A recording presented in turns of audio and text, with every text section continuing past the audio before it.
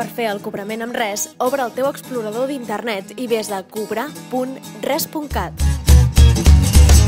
Je ne suis qu'un amoureux des plus... Situa't sobre la icona de la direcció i arrastra-la fins a l'escriptori del teu ordinador.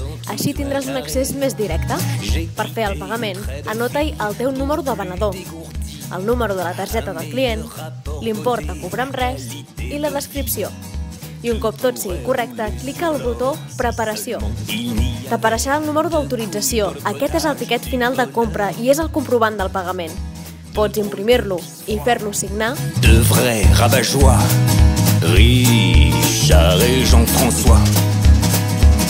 Pots fer signar el tiquet de compra. Larguer nous a remplacés par un plus riche, c'est Richard. Facile à deviner votre conquête du moment. O pots emplenar la factureta del res i entregar la còpia verda al client.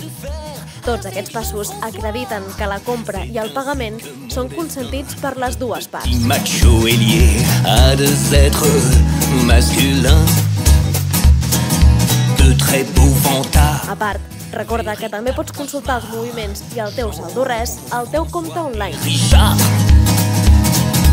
Richard, le mec de mon